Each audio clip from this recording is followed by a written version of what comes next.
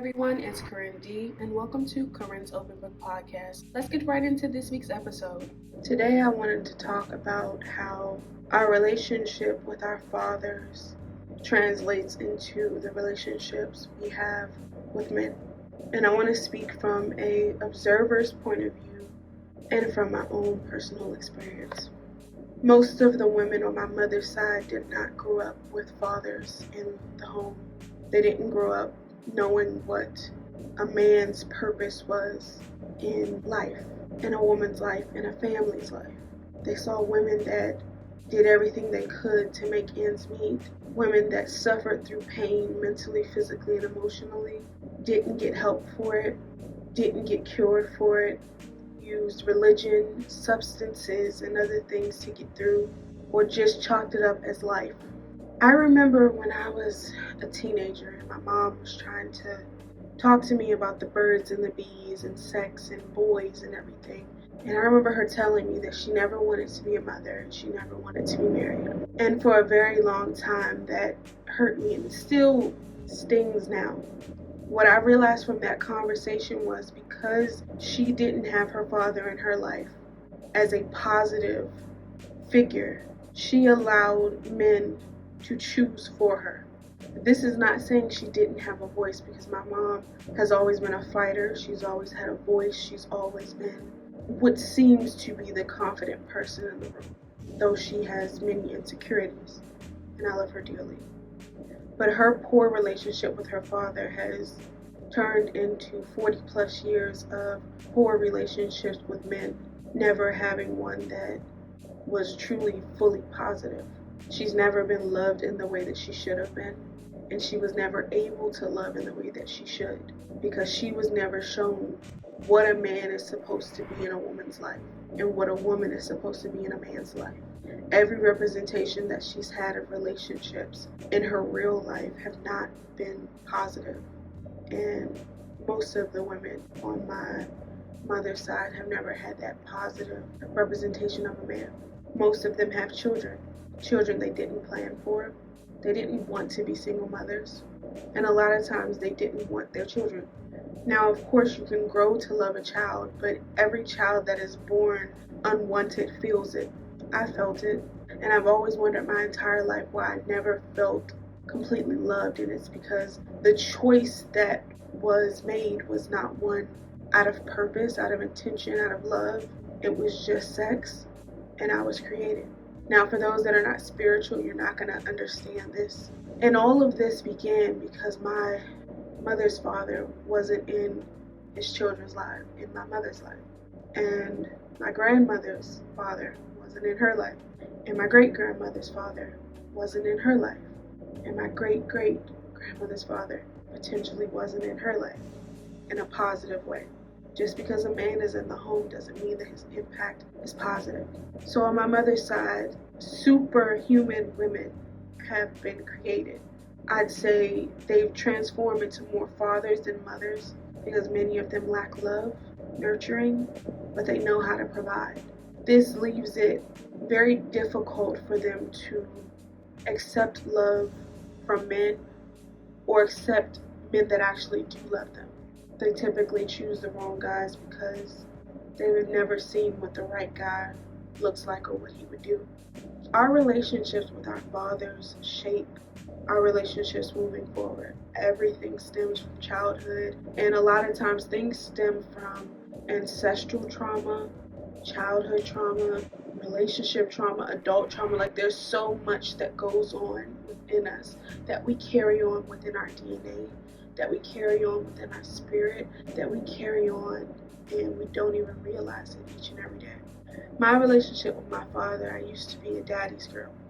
I struggle to have a relationship with my father now because in his life he's had to make certain decisions, and the decisions that he made were based on his father dying early and not being a positive figure in his life, and his mother having been abused by his father, taking her abuse out on him. As the oldest child, I know what that feels like when your mama just got beat up verbally or physically, and now the beatings or the words come to you. I once got beat because I put one pair of socks the wrong color together. Got the wind knocked out of my chest and I'm asthmatic. It takes a lot for abused people to heal. Many people that have dealt with abuse never heal. My mother never saw a positive male figure, and my dad never saw a positive male figure. His mother was abused.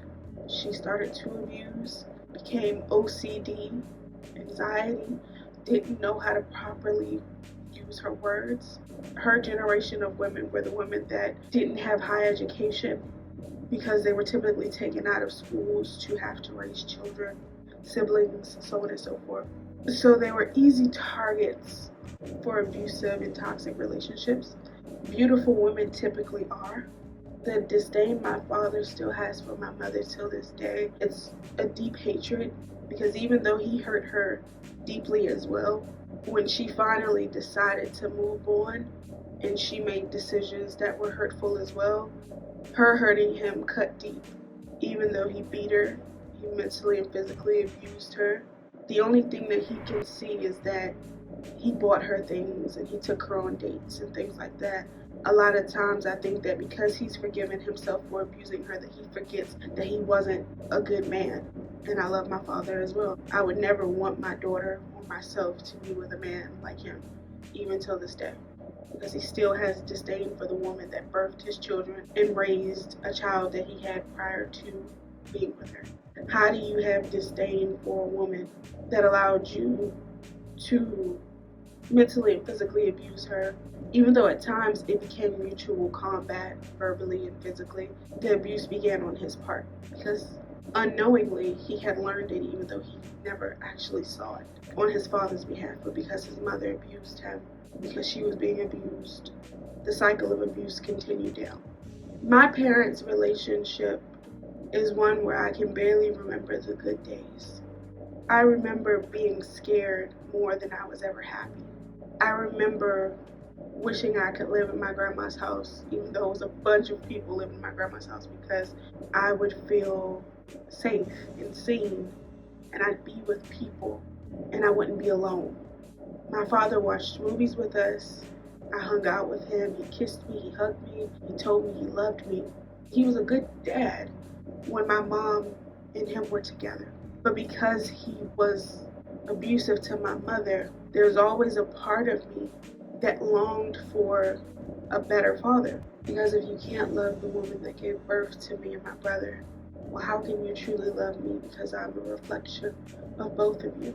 My father went to prison when I was about 7 or 8 years old, and he was in prison until I was 25.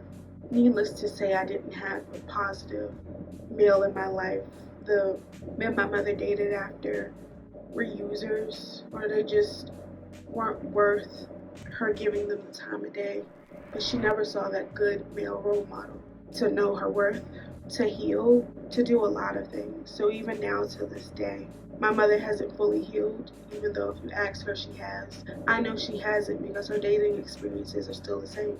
She still accepts just about everything but the physical abuse. Our relationships with our fathers are crucial because that's the first man we will ever love. And that is the first man that will ever teach us how to be loved by the way that he loves our mother. It doesn't matter if he remarries and loves that woman.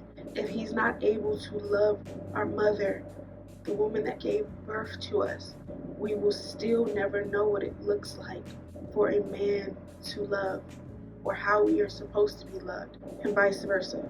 It is so rare for people to feel like their parents conceived them in love and not by accident, or for the parents to stay together, or for them to actually have consciously been thinking, if this could be a forever person in my life, can I do life with this person? Can I raise kids with this person? Many people are just hooking up, just having sex, unhealed beings laying with one another, doing something that is so sacred and spiritual. I've done it.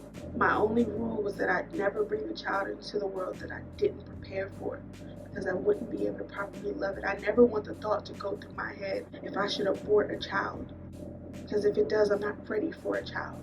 I never want to question whether or not I can give love to someone that is a reflection of me but is going to be so much better. I think parents forget that when we're in the womb, we're as close to them as we'll ever be. So we hear if you're thinking about aborting us. We hear if you don't want us. We feel everything you feel.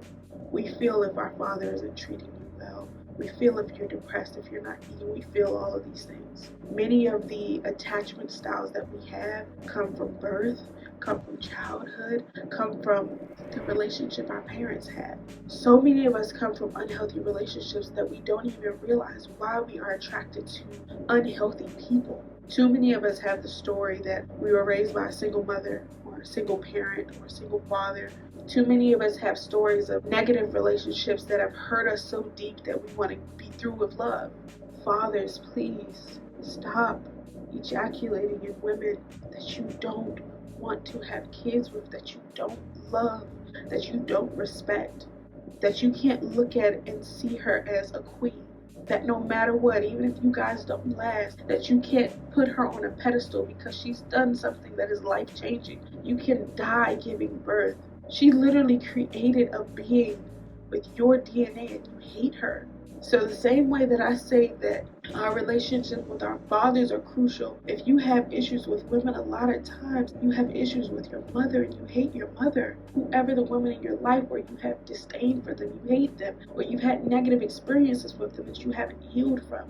How do you create a child and look at the mother and hate her? How do you ejaculate in a woman that you don't love? How do you put your raw penis in somebody that you don't care about? How can you go 20-something years still hating a person that you had children with, which means that you hate us because we're part of her, or vice versa? How do you go 20 years hating a man that you opened your legs for, but we're part of him? If you don't love that woman, don't have sex with her.